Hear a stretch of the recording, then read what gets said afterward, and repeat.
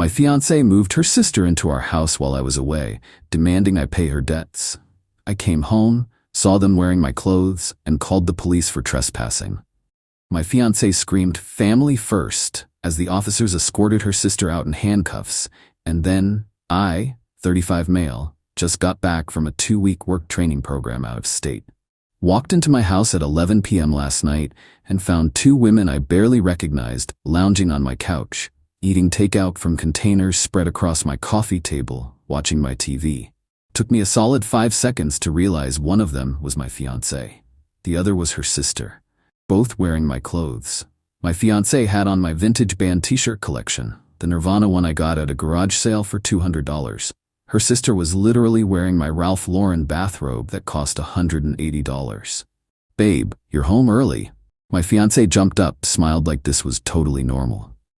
I just stood there with my suitcase. "What's going on?" "Oh, so, funny story. My sister needed a place to crash for a bit, and I figured you wouldn't mind since you were gone anyway. She's going through some stuff." The sister didn't even look at me, just kept scrolling on her phone, feet up on my coffee table. "For a bit? Meaning what, exactly?" My fiancée waved her hand. "Like a few weeks? Maybe a month? She's between apartments. And you didn't think to ask me first?" She laughed. Actually laughed. "Babe, we're getting married in 6 months. What's yours is mine, right? Plus it's family. You'd do the same for your brother." "I wouldn't. My brother's a grown man with his own place. But that wasn't the point. This is my house," I said slowly. "I bought it before we met. Your name isn't on anything." Her smile faded. "So what? I live here too. I have every right to invite my sister. You live here rent-free because we're engaged? That doesn't give you the right to move people in." The sister finally looked up. "Wow, hostile much? She told me you were cool." I ignored her. "How long has she been here?" "Since Thursday," my fiancée said defensively. "And honestly, she needs help. She's got some debt issues and..." "Debt issues?" "Yeah, like $18,000 in credit cards and a car loan she can't make payments on. I told her you'd help out since you make good money and..." "Stop." I held up my hand. "You told her I'd pay her debts?" "Not all of them. Just help her get back on her feet. Maybe cover a few payments until she finds work." The sister chimed in. "I mean, if you're gonna marry into the family, you should probably be willing to help family, right?" This woman I'd met exactly twice before. Once at Christmas, once at Easter, was sitting in my bathrobe, eating food she didn't pay for, telling me I should bankroll her bad decisions. I pulled out my phone. "What are you doing?" my fiancé asked. "Calling the police." "What? Are you insane? Your sister is trespassing. She was never given permission to be here. I want her removed." The sister stood up. "You can't do that. I've been here for 5 days. I have residency rights." "No, you don't. This isn't a rental property, and you're not on any lease. You're a guest who wasn't invited by the homeowner. That's trespassing." My fiancé grabbed my arm. "Babe, please, she's my sister. Family first." I pulled away. "She can be your sister somewhere else. She needs to leave. Tonight." It's almost midnight. Where's she supposed to go? "That's not my problem." The sister started yelling. "You know what? You're a selfish piece of garbage. What kind of man turns away his fiancée's family? The kind who didn't give permission for strangers to live in his house." I dialed 911. My fiancé tried to grab my phone. I stepped back. 911, what's your emergency?" "I need to report a trespasser at my residence." The sister started screaming. "I'm not a trespasser. I was invited by someone who doesn't own the property and doesn't have authority to invite guests for extended stays," I said calmly into the phone. My fiancé was crying now. "Please don't do this. Please, she has nowhere to go." "She can go to your apartment. I gave that up 2 months ago when you said I could save money by staying here." That was true. I'd suggested she save money. Didn't mean she could turn my house into a homeless shelter for her irresponsible family. The operator confirmed officers were on the way. 10-minute ETA. Those were the longest 10 minutes of my life. My fiancé went from crying to yelling to bargaining. The sister just kept screaming about what a terrible person I was, how she was going to sue me, how I'd regret this. Then she made a mistake. She went into my bedroom, which I'd specifically told her not to enter, and came out with my laptop and iPad. "If you're kicking me out, I'm taking these as compensation for emotional distress." I held up my phone, recording. So now it's theft on top of trespassing. Got it. She froze. Put them back. Now. Make me. The doorbell rang. I answered it. 2 officers, 1 older guy, 1 younger woman. Evening, sir. You called about a trespasser? Yes, that woman, I pointed to the sister, was moved into my home without my knowledge or consent while I was away. She's refusing to leave and just attempted to steal my electronics. The older officer looked at my fiancée. Ma'am, do you live here? Yes, we're engaged. But is your name on the deed or lease?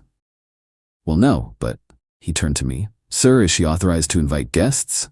Short-term guests, yes, not to move people in for weeks or months without asking. I was out of state for work training for 2 weeks. I came home to find her sister living here, wearing my clothes and being told I'm expected to pay her debts. The younger officer looked at the sister. Ma'am, I'm going to need you to gather your belongings and leave the property. I'm not leaving. I have rights. You don't have residency rights after 5 days, ma'am. The property owner is asking you to leave. If you refuse, you'll be arrested for trespassing. This is discrimination. He's doing this because he's a man and hates women. The older officer sighed. Ma'am, gender has nothing to do with property rights. You need to leave. She didn't move, just crossed her arms and sat back down on my couch. All right. The younger officer pulled out handcuffs. Ma'am, stand up. You can't arrest me for trespassing after being asked to leave by the property owner and refusing a lawful order from police? Yeah, we can. My fiancée started screaming. Family first. You're supposed to put family first. The sister tried to resist. Took both officers to get her in cuffs. The whole time she's yelling about lawsuits, about how I'm going to pay for this, about how she'll ruin my life. They walked her out in handcuffs. My fiancé ran after them, crying and begging. I stood in my doorway and watched the police car drive away with the sister in the back. My fiancée came back up the walkway, mascara running down her face. I will never forgive you for this. Never. That's my sister. That's a stranger who was stealing my stuff. She wasn't stealing. She literally tried to take my laptop and iPad, claiming emotional distress compensation. Because you traumatized her. I laughed. Couldn't help it. I traumatized her by coming home to my own house? You know what? Screw you. I'm done. We're done. The wedding is off. She stormed inside, went to the guest room where she'd been keeping her clothes, and started throwing things into bags. Fine by me. She left 20 minutes later, still crying, telling me I'd destroyed her family and I was going to regret this. I locked the door behind her, looked around at the mess, takeout containers, her sister's stuff everywhere, my bathrobe on the floor, and just felt tired. Now I'm sitting here at 2 a.m., drinking a beer, wondering what the hell just happened to my life. Update 1, 3 days later. So the night of the arrest, I thought that was it. Relationship over, crazy sister gone, time to move on. I was wrong. Saturday morning, I woke up to 89 text messages. Not from my ex-fiancée, from her mother. A sampling. How dare you have my daughter arrested? She's traumatized. You will pay for her legal fees. She's got a record now because of you. What kind of man does this to family? I replied once, your daughter trespassed in my home, refused to leave, and attempted theft. She created this situation. The response, you manipulative bastard. My daughter told me everything. You knew she had nowhere to go. You invited her to stay and then trapped her so you could have her arrested. We will sue you. I didn't bother responding to that delusion. Then my ex-fiancée texted from a new number. I blocked the old one. My sister spent the night in jail. She has court Monday. You need to drop the charges. No. She could get jail time. Should have thought about that before trespassing and attempting theft. I hate you. Everyone's gonna know what kind of person you are. Sure enough, Sunday afternoon, my phone started blowing up. Apparently, my ex posted a massive rant on social media about how I illegally evicted her sister, destroyed their family, and abused my power as a man to oppress women. The post was getting shared like crazy. People I barely knew were commenting, calling me disgusting, a monster, asking how I could do this to my fiancé's family. I didn't engage, but my best friend did. He posted the video I took of the sister trying to steal my laptop and iPad, along with screenshots of the texts where my ex told me I was expected to pay her sister's $18,000 in debts. The narrative shifted real quick after that. Half the comments changed to wait. She moved her sister in without asking? And he was supposed to pay someone else's credit card debt? My ex deleted the post. Too late though. Screenshots exist forever. Monday, I got a call from a number I didn't recognize. Answered it. Hi, this is calling from the county courthouse. We have your ex-fiancée here, claiming you need to be present for her sister's hearing. I'm the complainant. Am I required to be there? No, sir, but she's insisting you need to drop the charges. The charges stand. Understood. Have a good day, sir. 10 minutes later, my ex called from yet another new number. Her bail is $500. You need to pay it. I hung up. She called back, and back and back. Finally texted, Fine, I paid it, but you owe me $500. Didn't respond. Tuesday, things got really interesting. I got home from work to find the lock on my front door tampered with. Scratches around the keyhole, like someone tried to pick it or force it. Checked my security camera footage. Thank God I installed those last year. Clear as day, my ex and her sister, Tuesday at 2 p.m., trying to break into my house. The sister had a screwdriver and was trying to pop the lock cylinder. They gave up after 10 minutes when a neighbor came out and asked what they were doing. My ex said, I live here, I just lost my keys. The neighbor bought it and went back inside. I immediately sent the footage to the police and filed an additional report for attempted breaking and entering. Also changed the locks. Again. This time to a smart lock with a code only I know. Wednesday morning, I got an email from a lawyer. Not my ex's lawyer, her sister's lawyer. Threatening to sue me for wrongful arrest, defamation, intentional infliction of emotional distress, and violation of tenant rights. The demand? $25,000 in damages or they'd file suit. I forwarded it to my own lawyer. Yes, I lawyered up after the break-in attempt. He literally called me laughing. This is the most ridiculous demand letter I've seen all year. She has no case. 0. Don't respond. I'll handle it. He sent back a response that basically said, your client trespassed, refused lawful orders to leave, attempted theft, and subsequently attempted to break into the property. Any lawsuit will be countered with criminal charges for the break-in attempt. We have video evidence. Proceed at your own risk. Haven't heard back from that lawyer. But Wednesday night? Oh, Wednesday night. That's when the real crazy came out. I was watching TV around 9 p.m. when I heard scraping outside. Checked my phone. Someone was at my back fence. The camera showed the sister climbing over my 6-foot privacy fence, dropping into my backyard. Called 911 immediately. Stayed on the line. Watched on my phone as she tried the back door, locked, then started trying to jimmy the window, also locked. Officers arrived in 6 minutes. Found her still in my backyard, now trying to pry open the window with the same screwdriver from before. Second arrest. This time for criminal trespassing and attempted burglary. No bail this time. Judge called her a flight risk after seeing she'd already been arrested once and came back. My ex showed up at my door Thursday morning, absolutely losing it. They're keeping her. She's in jail. This is your fault. I spoke through the Ring doorbell. She tried to break into my house, twice. That's her fault. She just wanted her stuff. What stuff? She was here 5 days. She didn't have time to accumulate stuff. Her phone charger, her makeup, things you refused to give back. I bagged everything she left and put it on the curb the next day. It's not my problem if she didn't pick it up. You're destroying our family. Your sister destroyed herself by breaking the law. Twice. She stood there crying for another 10 minutes before finally leaving. I'm changing my number this weekend. This is beyond exhausting. Update 2.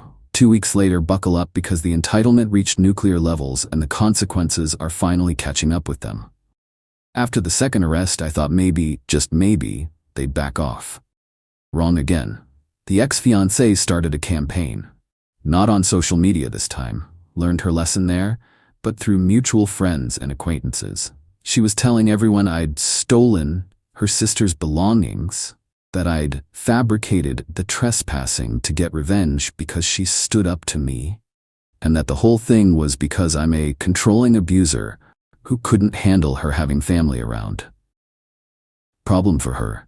Most of our mutual friends actually know me, and when they asked for my side, I showed them the videos. The one of the sister trying to steal my electronics. The one of them trying to break in the first time. The one of the sister climbing my fence the second time. Narrative. Destroyed. Lost maybe 2 friends who decided to stay neutral, which meant believing her. But, honestly, good riddance. Everyone else saw through it. But the ex wasn't done. She filed a police report claiming I was withholding her possessions. She listed expensive jewelry, a laptop, designer clothes, and $1,200 in cash she'd allegedly left at the house for safekeeping. The jewelry? Never existed. The laptop? Hers was a beat-up Dell she'd taken with her the night she left. The designer clothes? She'd never owned designer anything in the 3 years I knew her. The cash? Complete fiction. The cops came to investigate. I showed them the video of her leaving with her bags, invited them to search the entire house, and showed them my security footage from every angle showing she'd taken everything the night she left. Officer actually apologized for wasting my time. People file false reports when they're angry. This is clearly retaliatory. I asked if I could press charges for the false report. He said I could, but it probably wouldn't go anywhere unless I could prove financial damages. Fine. I documented it anyway. Added it to the file my lawyer was building. Meanwhile, the sister made bail after 8 days. Someone, probably the mom, scraped together the $2,000. She immediately violated the no-contact order I'd gotten by showing up at my work. I work in IT consulting. She walked right into the lobby, demanded to see me, started screaming about how I'd ruined her life when security tried to remove her. My boss called me down to handle it. I walked into the lobby, saw her being held back by 2 security guards, and just shook my head. I have a no-contact order against you. You're violating it right now. I don't care. You put me in jail. I lost my job because of you. I have court and lawyer fees, and it's all your fault. My boss, to his credit, immediately called the police while I went back upstairs. 3rd arrest. Violation of protective order. That one stuck. She was held for 72 hours, then released with an ankle monitor and strict conditions. No contact, no coming within 500 feet of my home or workplace, no online contact. You'd think that would be the end. But the mom decided to escalate. She hired a lawyer. A real one this time, not whatever bargain bin attorney the sister had found. This guy sent a formal demand letter claiming that because my ex-fiancée had lived with me for over a year, she had established residency and I'd illegally evicted her. They wanted $15,000 for moving expenses, emotional distress, and loss of housing. My lawyer responded with facts. She'd never paid rent. Her name wasn't on any utility bills, the deed, or any rental agreement. She'd left voluntarily after the sister was arrested. And I had video of her packing her own bags and leaving of her own free will. The lawyer backed down immediately. Sent one more letter saying they'd pursue other avenues, but we both knew it was over. Then the sister's court date arrived. I had to testify. First time I'd seen both the ex and her sister since the fence climbing incident. The sister's public defender tried to argue she'd been invited by my fiancé and therefore had a reasonable expectation of being allowed in the home. The prosecutor destroyed that argument with the timeline. I was out of state, returned to find an unauthorized person in my home, asked her to leave, she refused, and attempted theft. Then they played the video of her trying to break in the second time. Judge was not impressed. Found her guilty of criminal trespassing, first incident, attempted burglary, second incident, and violation of protective order, the work incident. Sentencing, 90 days in county jail, suspended to 30 days served plus 60 days probation, won $1,500 in fines, and mandatory restitution for my security system upgrade, $800, and the locksmith fees, $350. She started crying. The mom started yelling at the judge about how this was excessive and cruel. The judge threatened her with contempt, and she shut up. Outside the courtroom, my ex tried to approach me. My lawyer stepped between us. My client has nothing to say to you. Further contact will result in a restraining order. He ruined her life. She's going to jail. Your sister ruined her own life by committing multiple crimes. Have a good day. We walked away while she screamed at our backs. That was 3 days ago. Since then, the mom called my parents, don't know how she got their number, crying about how their son destroyed her family. My dad told her, my son protected his property from criminals, goodbye. Click. The ex tried to get her friends to brigade my social media. I'd already locked everything down and blocked anyone associated with her. The sister started her 30-day sentence yesterday. I got a notification from the court that she'd tried to appeal, and it was denied. And the absolute kicker, I found out through a former mutual friend that the $18,000 in credit card debt the sister had, actually closer to $35,000. She'd maxed out multiple cards buying designer purses, shoes, and clothes, then defaulted when she couldn't make payments. The debt collectors had been after her for months. That's why she needed a place to hide. Not between apartments, hiding from debt collectors. My ex had known this. Had known she was bringing someone with serious financial and legal problems into my home, and expected me to just deal with it. Pay for it even. The audacity still blows my mind. Final update, 6 weeks later. It's been 6 weeks since I came home to find my house invaded, and I figured I owed you all a final wrap-up since so many people have been following this mess. The sister finished her 30-day sentence last week. Got out and immediately moved 3 states away to live with some cousin. Good riddance. The protective order is still in effect for another 11 months, so legally she can't contact me anyway. She still owes me a $150 in restitution, court ordered. Haven't seen a penny. My lawyer says I can pursue wage garnishment, but honestly, I just want to be done with this family. I'll wait to see if she pays voluntarily, and if not, whatever. The peace of mind is worth more than the money. The ex-fiancée tried a few more times to contact me through increasingly desperate channels. Had her cousin call me asking if we could talk like adults. Had a former coworker approach me at a coffee shop asking if I'd consider forgiveness. My answer was the same every time. No. She wanted family first? She got it. She's got her sister and her mom. They can all be entitled together, somewhere far away from me. Last I heard through the grapevine, she moved back in with her mother. The mom's apparently not thrilled about having 2 adult daughters living with her rent-free, but that's her problem now. The ex lost her job, different story. Attendance issues apparently, not related to this drama, and without income, she's stuck there. I'd feel bad, except she literally tried to steal from me and let her criminal sister invade my home, so, yeah, no sympathy here.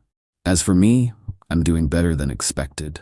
First couple weeks were rough, lots of anger, frustration, that feeling of, how did I not see this coming? But therapy's helped. So has the gym, so has spending time with actual friends who don't think I'm a monster for enforcing boundaries in my own home. I've been on a few dates, nothing serious yet, but it's nice to remember that not everyone's a walking red flag factory. My date last week literally said, "Wait, she moved her sister in without asking? While you were out of town?"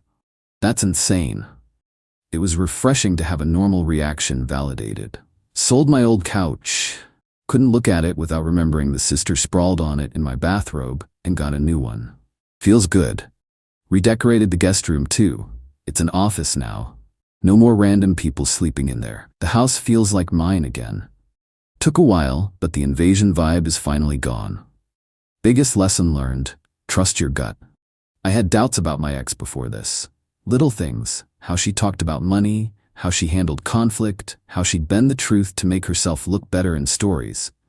I ignored them because I loved her, because we'd been together 3 years, because I thought marriage would somehow fix the issues. It wouldn't have. This whole situation just accelerated what was inevitable. If she could justify moving her sister in without asking, justify expecting me to pay someone else's debts, justify trying to break into my house after we broke up, what else would she have justified during a marriage? Dodged a massive bullet. Yeah, it cost me some lawyer fees, some peace of mind, and a few months of stress.